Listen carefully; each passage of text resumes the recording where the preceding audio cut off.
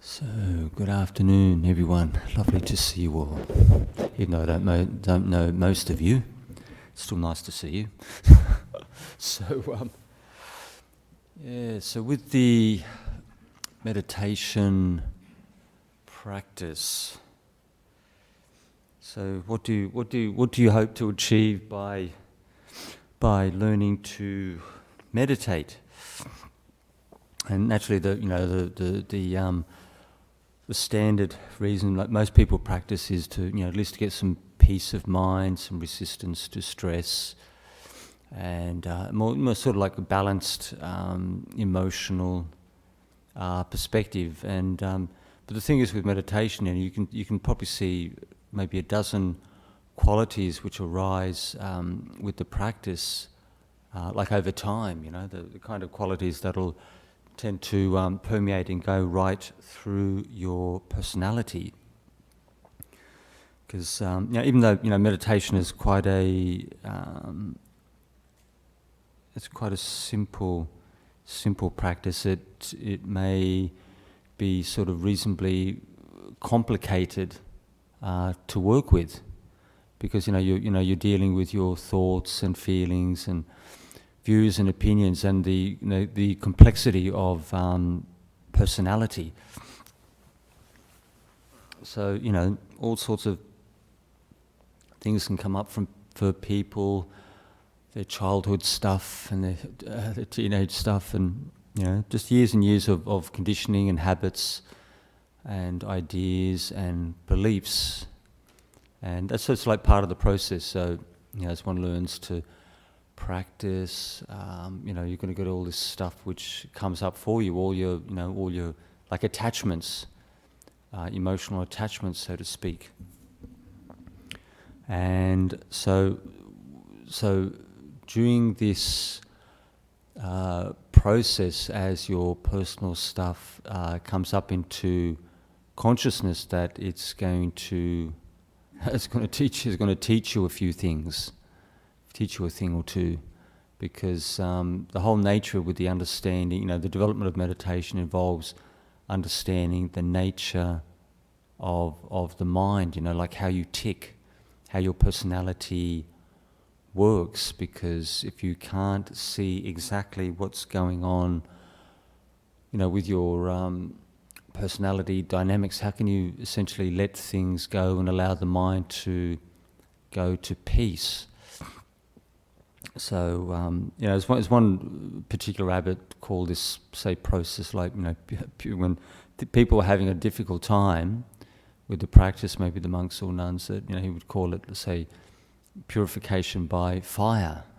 But hopefully for most of us, we won't necessarily be going in that particular direction, because there's all sorts of little tricks, little methods that you can use to soften the mind and, reduce the rough edges, and just make it a bit more of a, say, a pleasant experience, a pleasant abiding.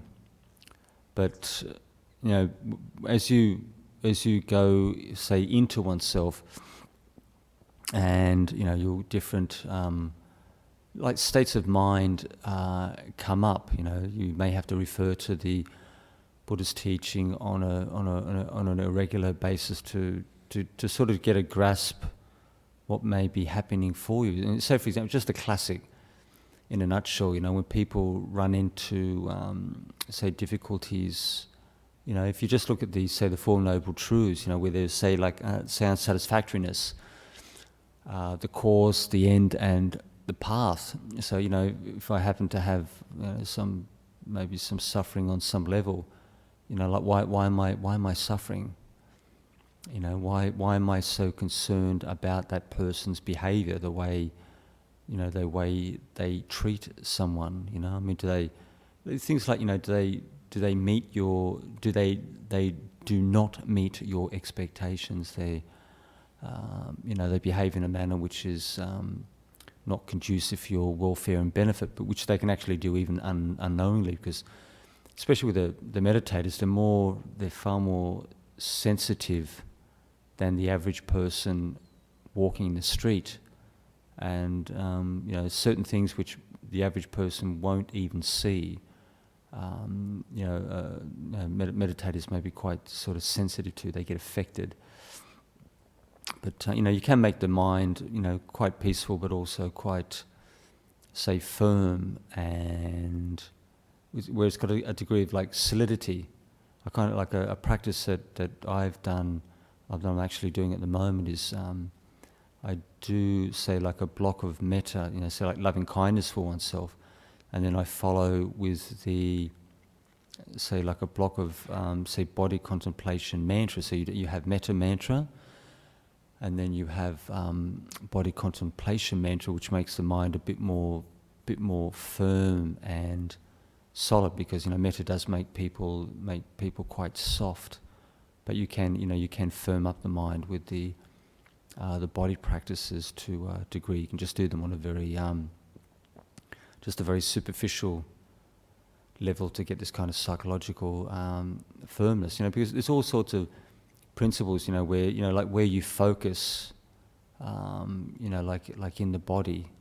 And whether you do whether it's metta, compassion, breathing, walking, meditation, it has a slightly different effect on one's mind, on one's emotional makeup.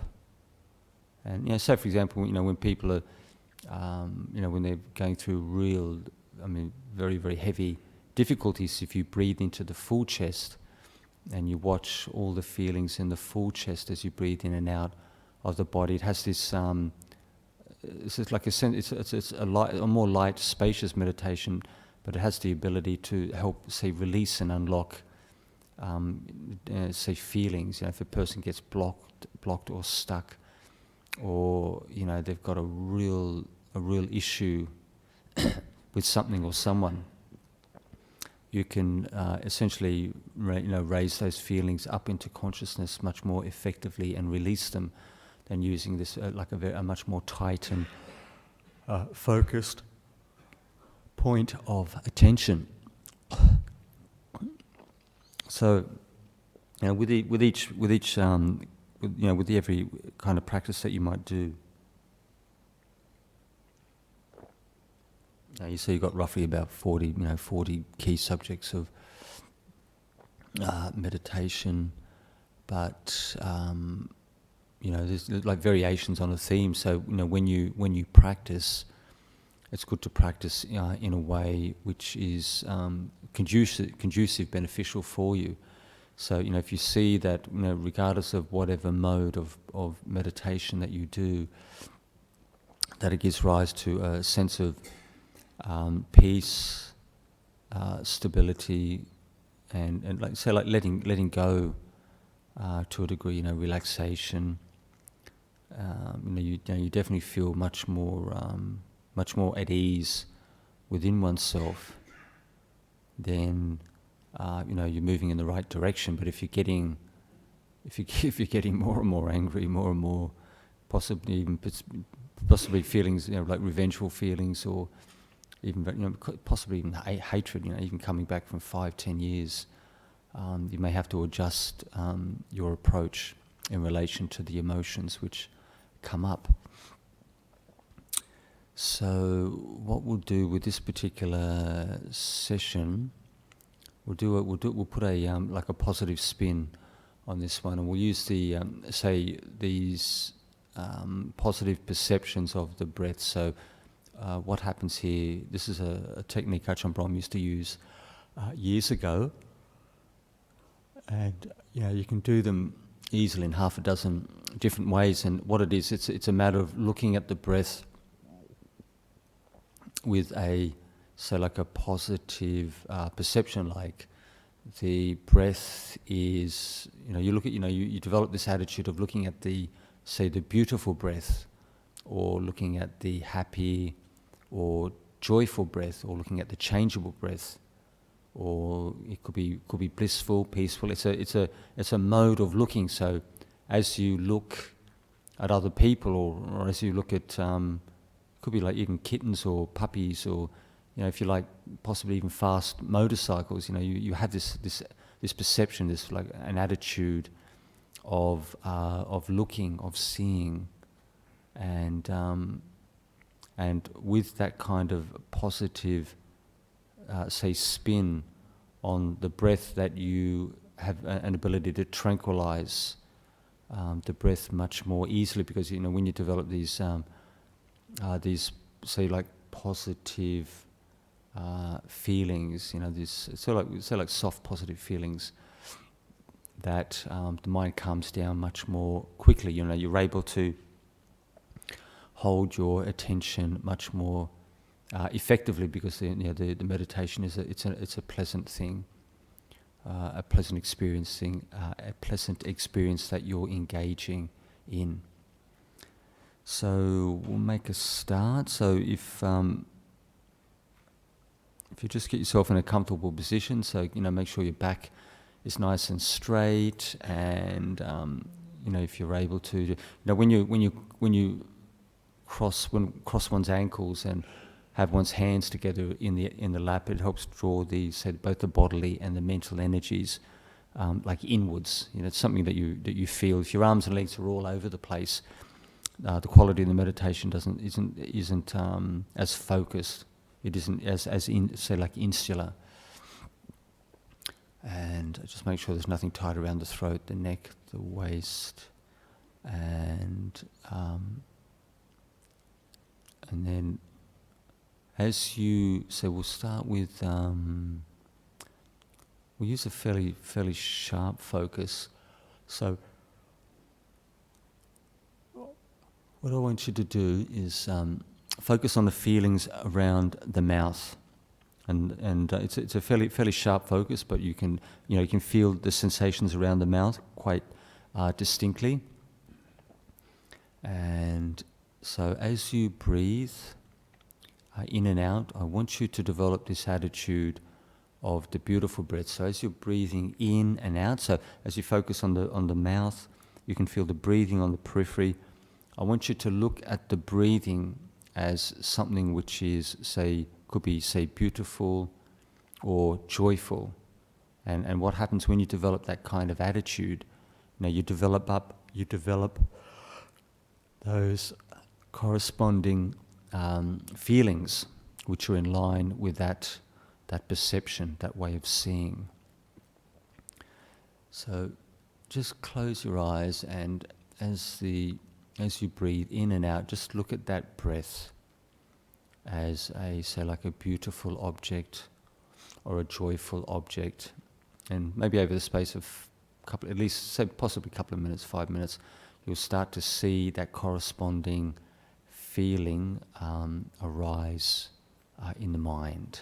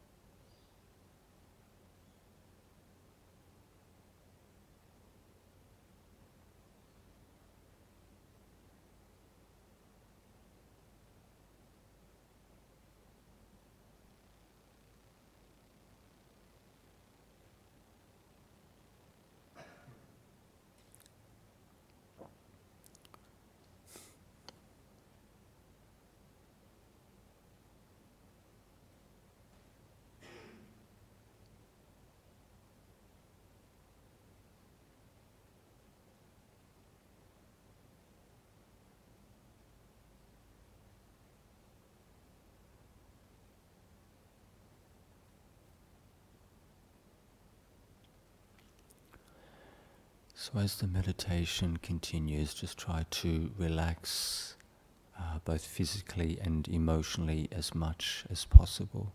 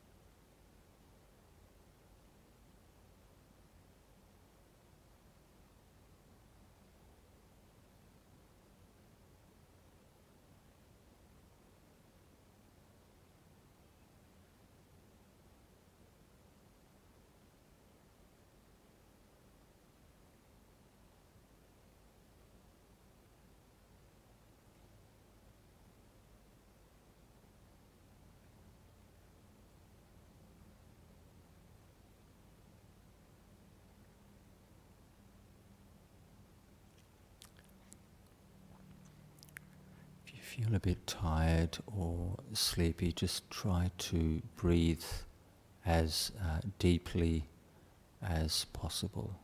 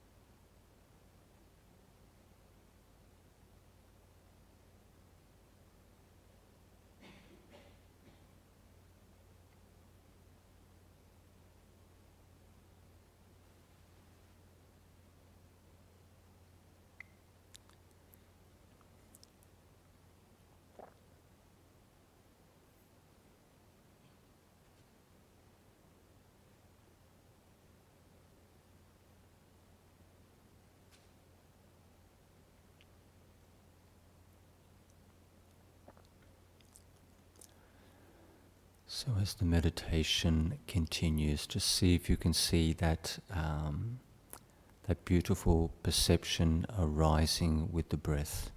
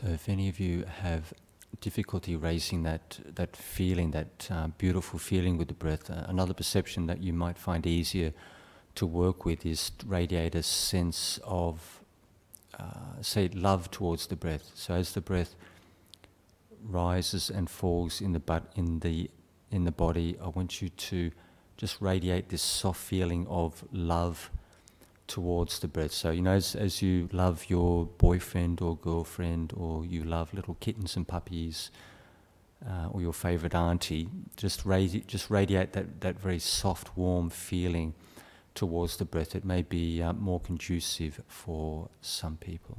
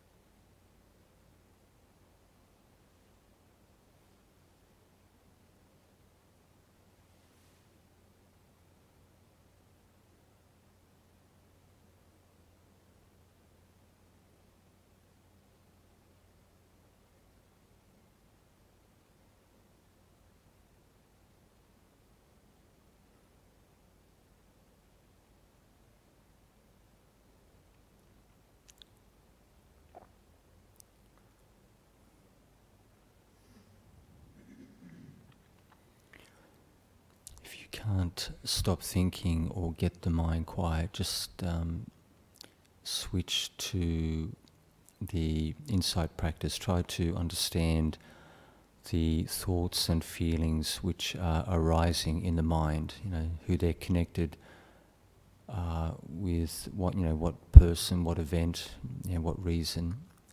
Because the more you understand like different mind states, the easier it is for the mind to let them go.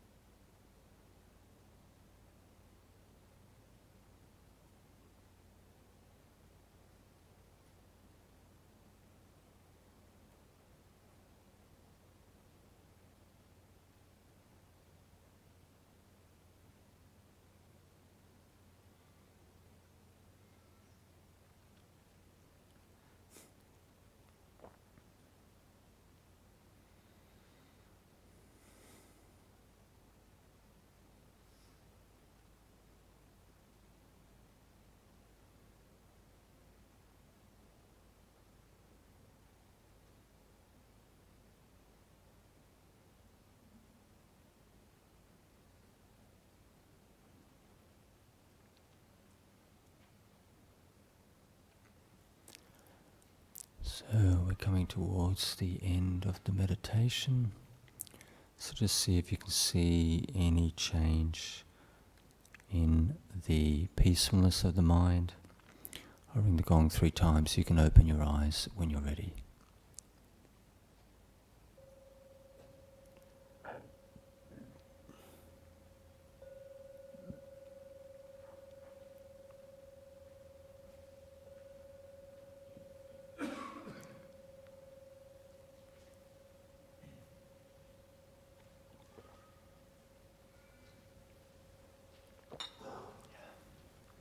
Thank you very much.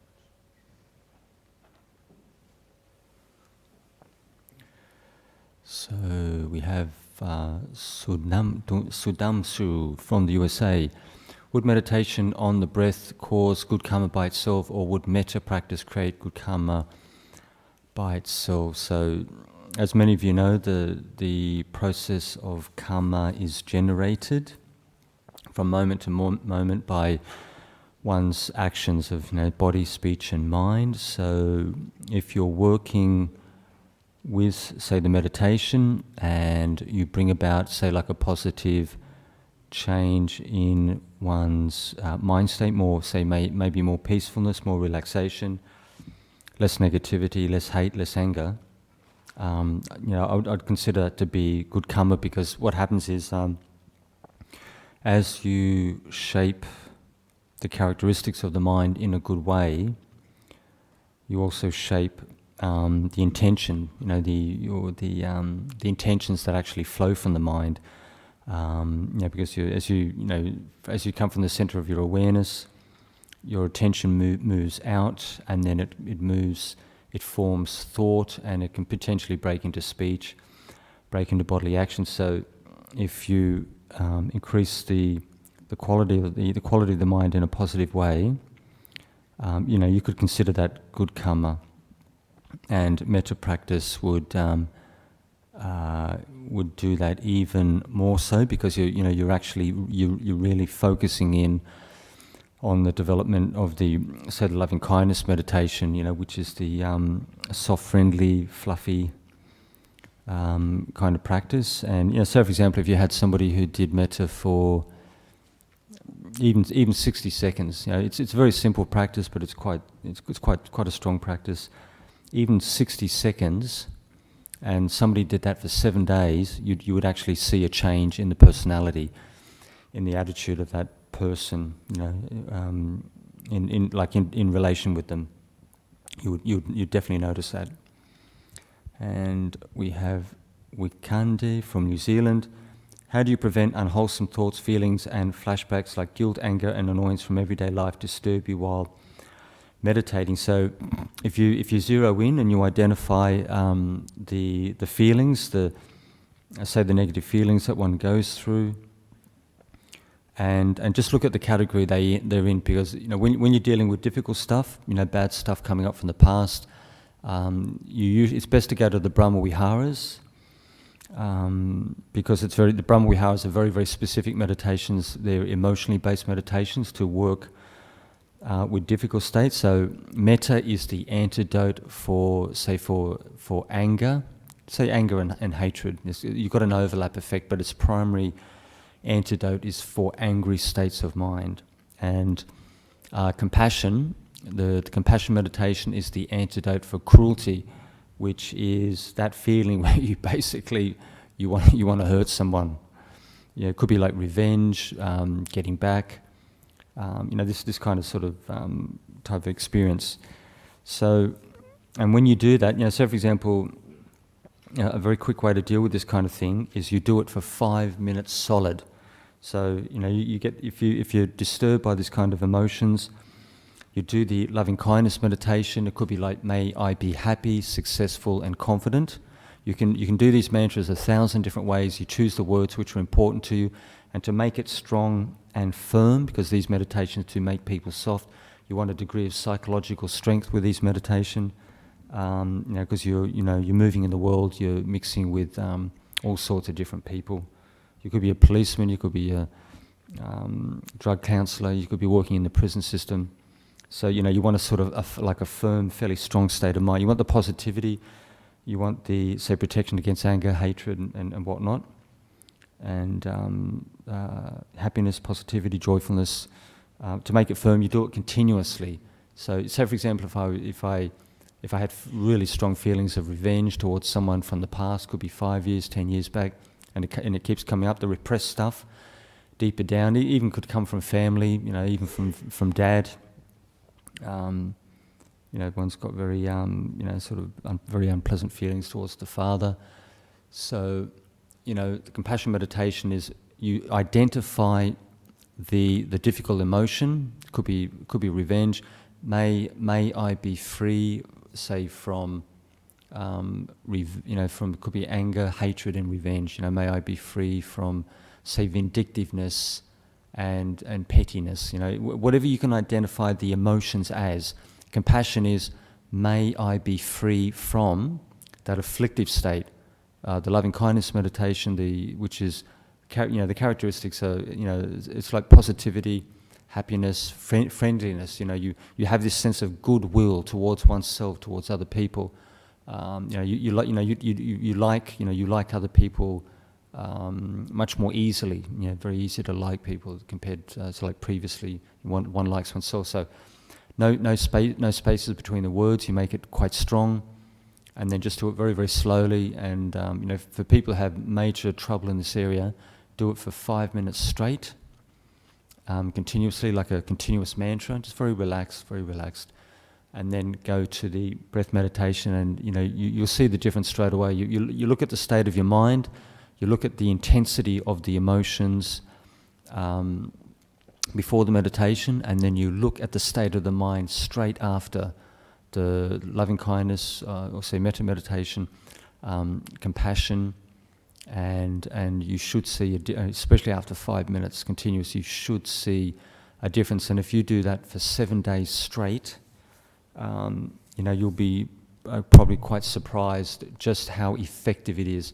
Even in myself, if I do this kind of meditation in different ways, even just 60 seconds, just continuously for 1 minute, you can see that that positive energy for 24 hours without difficulty. So it's very, very simple, but it's really got some strength to it.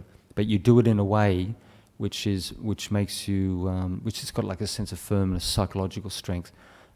Because when you use big spaces between the words, you get very, very soft.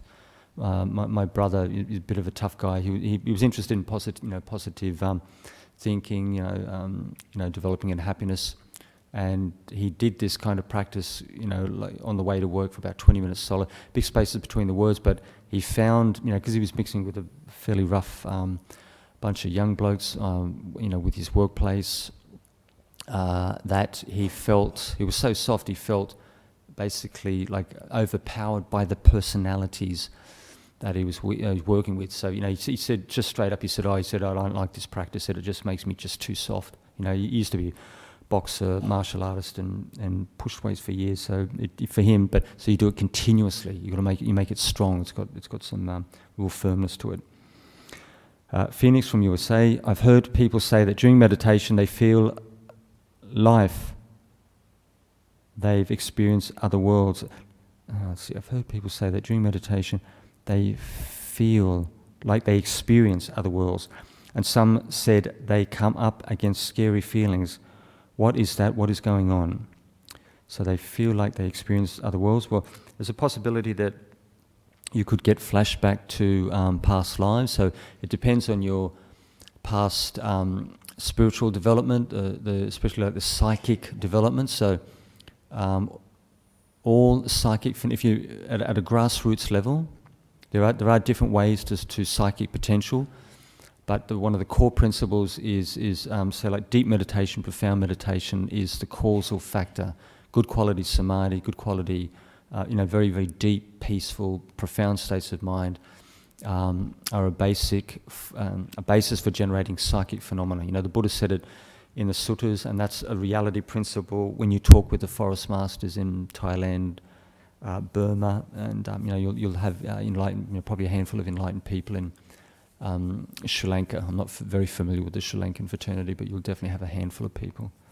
And and some say they come up against scary feelings, and depending, so for example, you could have been in your past life, you could have been, maybe you could have been on the African, you could have been reborn as it could be something like, even say like a deer or a small creature on the plains of South Africa, and you're just living in this predatory environment where you're constantly alert to danger. Your life is basically under threat continuously by large predators which surround you.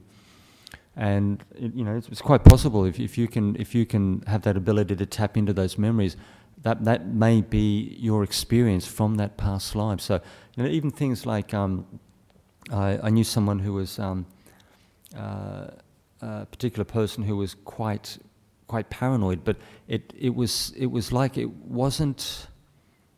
The person was never diagnosed with say like real, say, mental health issues, but they were definitely, the paranoia was definitely over the boundary. It was even small things, they get paranoid, they would worry, they get fearful, and this guy's he's a fairly big guy, and you could put things down, so for example, like understanding the principle of karma within the Buddhist teaching. Even things like you could have been a butterfly or a grasshopper, and like a small creature, and just that constant state of alertness, the constant state that your life is going to be taken at any minute.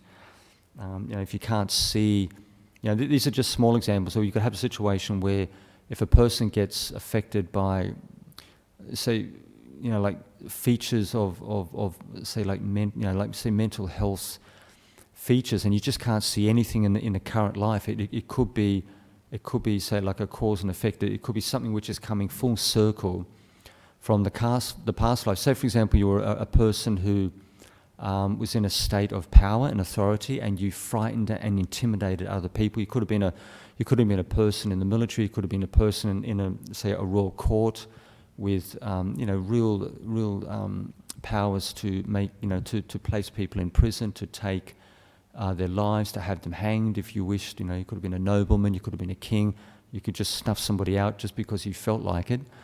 And so, for example, you could have frightened, intimidated people in a past life. And what happens is it comes full circle.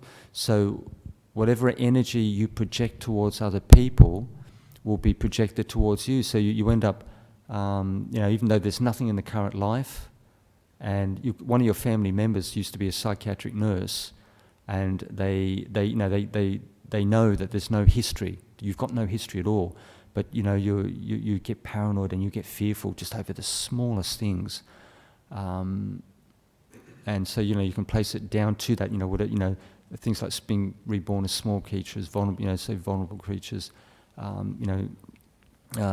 being in a position, like frightening other people, being maybe threatening the lives of other people. So whatever your experience is, in a simplistic way to understand it, is you've done that to other people, you've done that to other beings, and now it's come full circle, and you're on the end, you're on the tail end of the stick, and now you are being subjected to those feelings that you afflicted,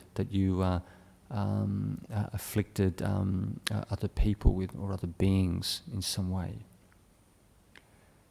So you can put it down to like past karma, past life, and the kind of karma that you're projecting towards others. Was there any other questions at all? Yeah. Yep. Bhante, I've got another question about loving kindness meditation. When you're practicing with difficult people, say someone who's a narcissist, may they be well, may they be happy, all those sorts of things that you say.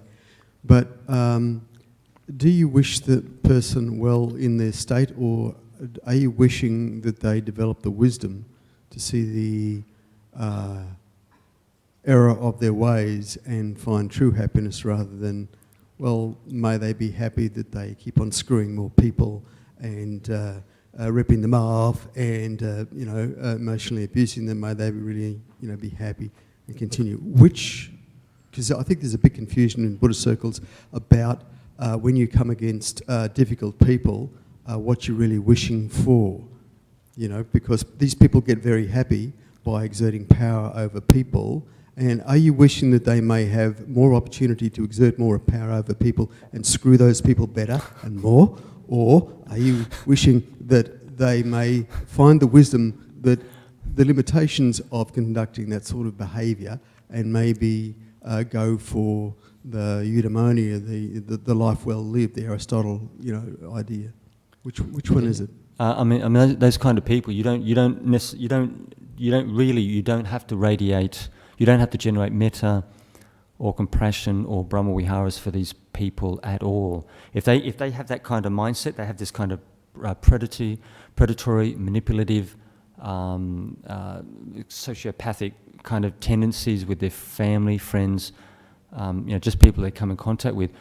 If those people have these kind of say unfavourable and, I can't think of the right word, but sort of antisocial type of feelings, mentality, because that's what's driving these people. I mean, our emotions drive all human beings in general, but these people have these unfavourable, they have these unfavourable, unwholesome feelings which basically transgress other people's boundaries. All of us are a little bit selfish to a degree, but I mean, how egocentric are we? Each person's different to the next, but these kind of people, they should, if they have those kind of unpleasant, let's say unfavourable emotions, socially unfavourable emotions, if they generate a lot of metta for oneself, if they, so for example, they've got this kind of, these kind of, which I can't think of the right words, kind of emotions which are undesirable. Well, basically,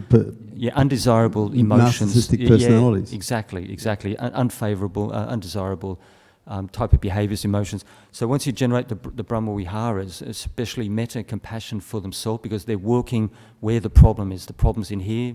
You don't have to worry about anyone else, and you bring the positive, loving, caring, supportive feelings from here, and you bring them up. You just make them strong. They practice every day, and then eventually the altruistic, caring, supportive, compassionate feelings start slowly. It might take some time. It could, who knows? It could take a full year if you're working with someone who's really well set in that category, and maybe a full 12 months. Those very positive, loving, affirmative feelings, which we find favourable, eventually over time will overpower the narcissistic or egocentric tendencies, because you're looking at this conditioning process. And so over time, the positive qualities will eventually come to balance out and potentially overpower the. So are you talking about, if I'm meditating on someone like Donald Trump, okay, who's a pathological narcissist, are you talking about me practicing metta, or if he was doing it? Well, you're saying it's building up like that. So if you've got a person who's a narcissist, and they know that their behaviour is essentially, they create problems for other people with their behaviour. That if they have a genuine interest in changing their personal qualities, they should only do. Intrinsically, they should start with themselves on the heart level, because that's where the source of their problem is. But they'll never do that because of the nature of their narcissism. I'm talking about when you sending loving kindness towards a difficult person who is a narcissist, okay? So they don't want to know about this stuff. They think all this stuff's crap, okay? But I am sending, how do I send loving kindness to this difficult person who's not committed to change at all? Am I wishing for this person to develop wisdom, or should I just not go anywhere near the person? You can. If you look at your own mind state and you think to yourself, what am I trying to achieve or accomplish with this individual? It's like, if I look within myself, what exactly do I want to do in relation with this person? If they're a client, but they're quite difficult, what kind of emotions do I need to make it more easier to work with this individual? So you focus on those feelings that you need, or you may want to generate, but that may be just to undercut the difficulty with the professional relationship, the client-therapist relationship. Yeah, no, I'm not talking about that. I'm just talking about someone who's a bully, okay? And leave the client-therapist relationship out of it. Just you're coming across people who are bullies, okay? Now, do you send loving kindness towards the bully? May they be happy and kind and enjoy, I mean, you can if you want to, if you find it. If it works for you, if it gives you, I don't know, if you find maybe some benefit from it, but it's not going to change. With some people, it possibly might change the behaviour just ever so slightly, but they've got to be sensitive to this kind of energy. What's the purpose of doing the meditation? Am I doing it to try and affect change in the other person, or doing it to try and affect change in myself, to be better placed in the world, in the presence of this individual? Well, you're better off working on oneself first. So whatever difficulties, limitations that we find within ourselves, we try to work with that, and if we're quite at ease, balanced and whole within ourselves, it makes it much easier to deal with other people and their stuff. Yeah. Well, what that usually means in these sorts of situations is what they call fierce compassion. In other words, compassion that has a lot of power behind it. You just don't take any crap from these people. You actually set very firm boundaries, and you don't do all the soft wussy stuff or the oozy stuff, but you can be polite and compassionate, but it's a very different approach from thinking about little soft kittens. Yeah, but let's see. It's a bit of a tricky one, but it all depends what you want to do it for in the first place. Yes. Why do you want to do it? Say, for example, you're up against a narcissist or a bully or whatnot. Someone who's got maybe some kind of antisocial behaviour. You can do as much metta for them as you like.